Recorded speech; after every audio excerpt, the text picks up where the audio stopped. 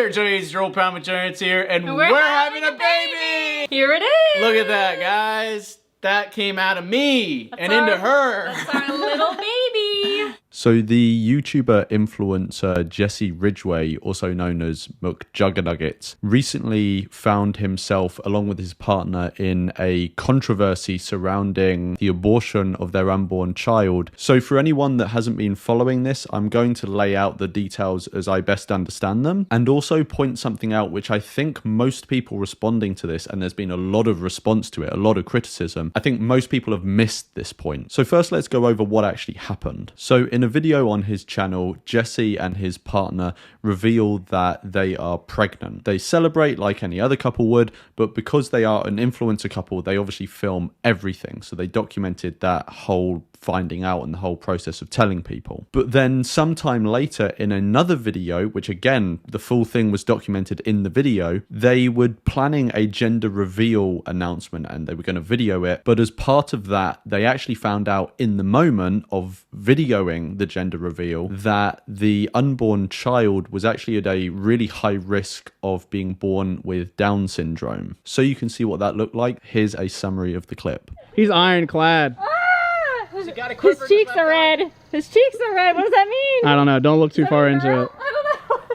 I don't know. I actually have no idea. Oh, a bad health thing? Oh, maybe?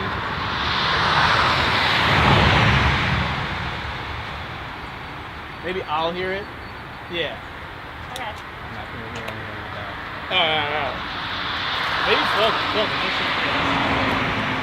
Yeah.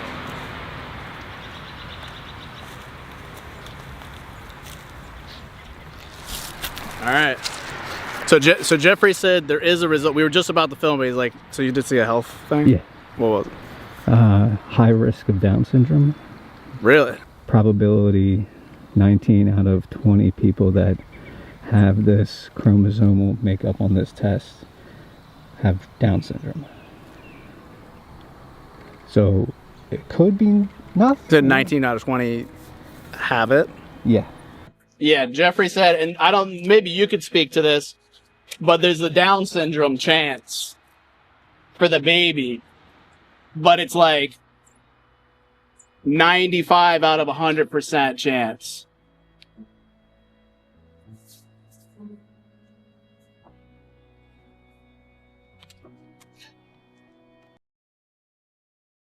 So once that they found out that their child was at a high risk of being born with Down syndrome, they then, I believe, took some time to consider what they were going to do and then decided to get an abortion, and they aborted the child, and then they announced this on Jesse's Facebook profile sometime later. So I'm not going to read out all of the details of the Facebook post. You can see it up on screen now, but one thing I do want to highlight, because this is him basically explaining why they did what they did, is the section about the risks of Down syndrome for the child as they present them. There has been some dispute about whether these are accurate, but this is as he displays them. 50% of babies with Down syndrome have heart defects. 75% will have hearing challenges.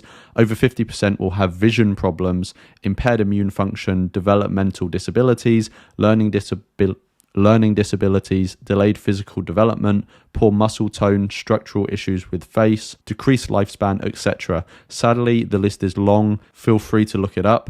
Down syndrome isn't a blessing. It is objectively shitty from a health perspective.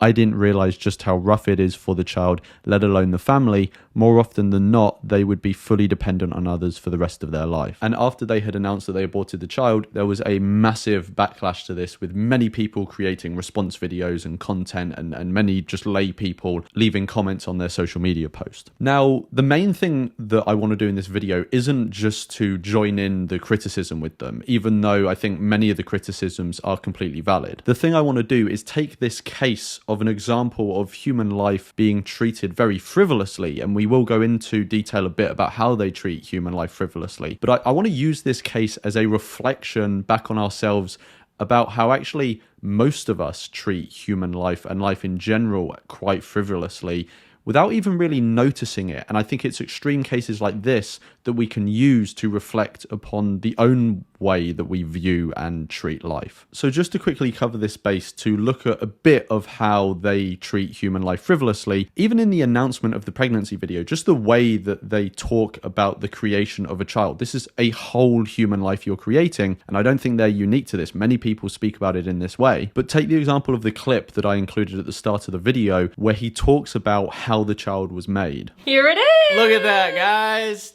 That came out of me and into her. That's our little baby. Now, obviously, like, look, I get it. Many people speak about many things in these kind of playful or jokey ways or whatever. But the issue I take here is that you do something like that, put it out publicly in a domain where it's extremely possible that if you do have the future child, whatever their life may be, they can look back and see themselves being spoken about in that way. And also, if we just recognize the seriousness of what you're doing, creating a whole human life, putting out frivolous jokes about how you created it like that in public, when human life can come with so much suffering, seems pretty indecent. You've then got the example of when they learn about the news that the child is highly likely to have Down syndrome. Maybe I'll hear it.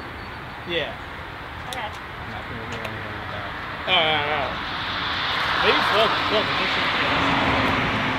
Yeah. Jesse is so fixated on creating content around this, and look, I get he's an influencer, that is the thing he does, creates content about his life. But actually, at this point in time, it's not just his life that needs to be taken into account. He's in the process of learning about a potentially serious thing that has happened to, or may happen, to his unborn child. And his unborn child isn't a willing, consenting participant in this. So you need to treat this subject with a bit more gravity and respect than just using it as a content creation opportunity, especially when something potentially very bad is going to happen. Again, imagine if they did have the child ultimately, and the child can look back on how they carried themselves and treated their own creation, and think about how your own parents treated your creation in such a frivolous way to gain clicks and likes and content. Now what I want to do is take this case and use it as a way to reflect on actually much broader, wider ways of treating and seeing human life that are actually also very frivolous,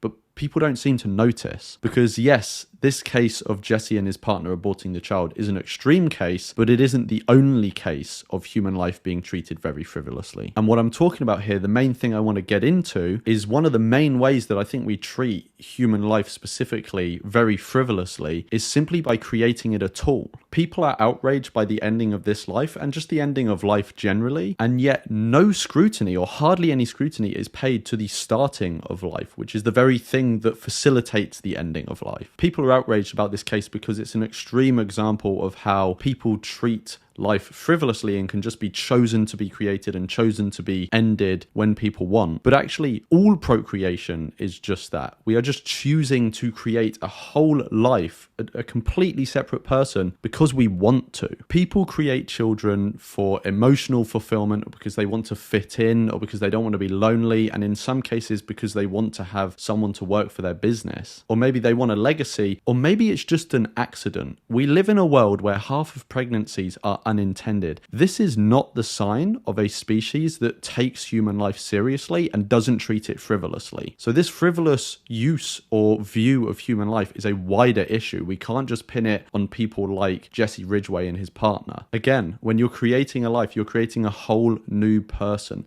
That is an extremely serious thing to do, especially given we live in a world and life is such that there is a lot of suffering in the course of life. And I highlighted in Jesse's post announcing the abortion all those risk factors he spoke about with Down syndrome. Life generally comes with loads of risk factors. And think of all the ways that life can and does go wrong, and yet we sign someone up for that with no thought at all. Most people don't put any thought into those considerations when they're having a child. I mean, again, need I remind you, 50% of pregnancies worldwide are unintended. People generally are treating human life frivolously, even when it comes with significant suffering, risks of extreme suffering, and ultimately death as well. But somehow that's allowed because it's a normal level of suffering to impose on someone. Many of the people criticizing Jesse and his partner claim to care about the harm that they've imposed on their unborn child, and yet many of them, I bet, fail to reflect reflect on the harm that they've imposed on their child by creating them, those that have obviously had children. The only reason their child comes to harm is because they created them in the first place. Yes, Jesse's case is a particularly gruesome one, and that is why it is garnering all this attention, but actually every act of procreation exposes a child to harm when they didn't even choose that. It was just because the parents wanted to create them. The parents wanted a child, knew the child would suffer at some point in their life, over the course of their life, and ultimately die as well, and have that risk of extreme suffering, and yet they went ahead because they want a kid. This is a frivolous use of human life to pursue your own wants and desires. So whilst we point to others doing things that are unethical, we should reflect on our own actions and consider whether we're doing something that's unethical, even though it might be normalized. Another thing I quickly want to add, which is not related to procreation, but it's another way that people use life in a frivolous way or view life in a frivolous way, is that the vast majority of people that are criticizing Jesse and his partner for aborting this child think it's okay to kill fully sentient beings for a sandwich. People treat the lives of non-human animals in extremely frivolous ways, for shoes, for a sandwich filling, for something to go in a cake. These are sentient beings that are more aware than the child that Jesse and his partner aborted, even though I'm not saying that that was right. But these people criticizing them are taking other sentient beings that are presumably more aware and more sentient than the fetus at that point in time, and they are treating them in a way which is even more frivolous than what Jesse and his partner were doing. And that stinks of hypocrisy. This is another way that we need to reflect on our own actions, whilst we also criticize other people for what they do. You don't have to withhold your criticism if you think someone has done something genuinely wrong, but you need to always be reflecting on your own actions. Anyway, the final thing I wanted to say, which is an extremely sad note to finish on, is that in his post revealing that they'd had an abortion, Jesse also said this: "It will take a little time to move on, but we're excited to try again in the future and hopefully have a better outcome." So after all of this, they don't learn. And that is a criticism that should be levied at them. But it's also something that we need to reflect on our own actions about. How many people have had a child and that child has suffered horribly and they have gone on to create another child? Even when it's so obvious, people still persist in creating new children into this world who are going to suffer and who are going to die. And just to show you a specific case, even though this is not just down to Jesse, not just down to this case, many people do this. This is just another example. Take this example of this BBC article where this couple had had a child. The child had died prematurely after a few years of living, and even after that child had died, they intentionally created another child knowing that the same risk could apply, and that child then died. This is not a way that we should be treating any life. The frivolous treatment of sentient beings, whether they are human or not, is rife in our society and amongst our species. Almost none of us are free from that criticism. And the criticisms, many of the criticisms that are launched towards Jesse and his partner are valid. But when we point at someone else for wrongdoing, we also need to remember that we do things that are wrong and we treat life in similar ways to the people we're criticizing. And that's something that people need to reflect on, and that I think the vast majority of people looking at this case didn't reflect on. Let me know what you think in the comments below, and I'll see you in the next one.